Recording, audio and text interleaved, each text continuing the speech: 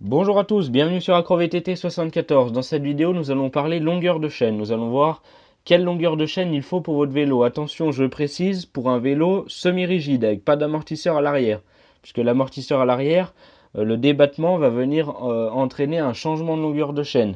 Donc cette vidéo concerne uniquement les modèles de vélos semi-rigides, sans amortisseur. Allez, c'est parti! Nous commençons par le cas où vous changez simplement la chaîne de votre transmission. Rien ne change, aucun composant change sur votre transmission, donc la longueur de chaîne reste la même. Pour cela, vous placez tout simplement les deux chaînes, l'ancienne et la nouvelle, côte à côte pour voir à quel endroit vous allez couper la nouvelle chaîne. Évidemment, il faut qu'elle se commence par le même maillon, donc soit par un maillon mâle, soit par un maillon femelle, et qu'elle se termine par le même maillon si vous ne changez pas le système d'accroche.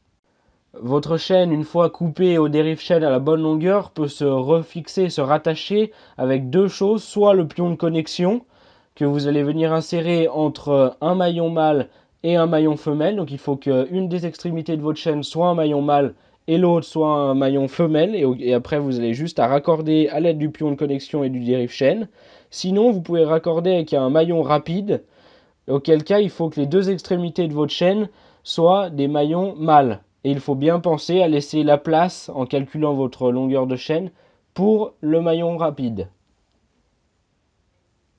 Maintenant, nous allons voir comment trouver la bonne longueur de chaîne lorsque vous allez changer par exemple un composant de la transmission ou que vous voulez tout simplement réadapter la longueur de votre chaîne. Dans un premier temps, on va venir mettre donc la chaîne neuve comme il faut sur la transmission en passant dans le dérailleur arrière aux bons endroits et dans le dérailleur avant également. Ensuite, vous allez venir raccorder la chaîne à l'aide soit d'une épingle, soit d'un fil de fer, de façon à ce que on imite la tension de la chaîne, comme si votre chaîne était raccrochée à l'endroit que vous avez choisi. Maintenant, vous placez votre chaîne sur le plus petit plateau et le plus petit pignon et on va venir tendre la chaîne, voir la bonne tension qu'il faut pour votre chaîne.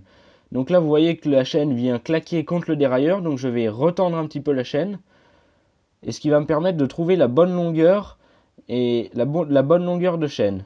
Donc ça, c'est la première étape. Donc là, je retends un petit peu, j'essaye. Donc là, je vois que je vais tomber en face et je retends, je reteste ma tension de chaîne et je vois qu'elle ne peut pas venir claquer toute seule contre le dérailleur. Donc je vais partir sur cette longueur-là. Ensuite, je mets la chaîne sur le grand plateau et le grand pignon et on va venir voir la tension de la chaîne donc dans la position qu'on avait choisie et on va venir voir si le dérailleur peut encore se pousser vers l'avant.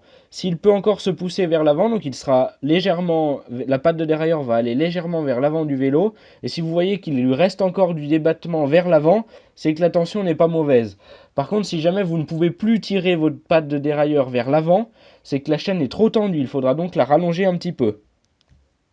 Ensuite, vous remettez votre chaîne sur le petit pignon, le petit plateau, de façon à voir si la tension est bien bonne. Là, dans ce cas-là, moi je trouve que ma tension est bonne.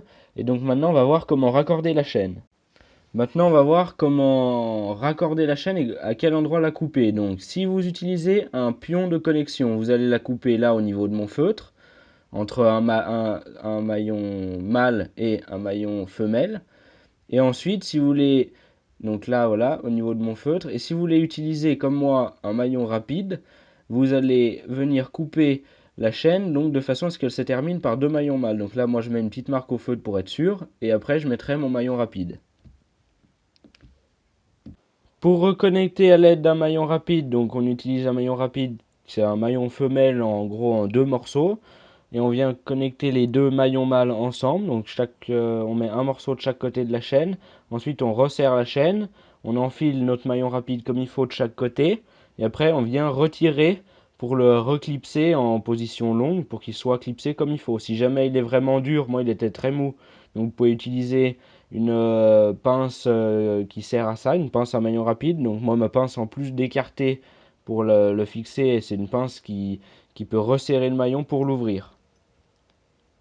Voilà, la vidéo est terminée. Merci de l'avoir regardée. Si vous l'avez aimé, n'hésitez pas à laisser un petit j'aime, à la partager. Vous pouvez également vous abonner en activant la notification pour être prévenu de la prochaine sortie de vidéo sur notre chaîne.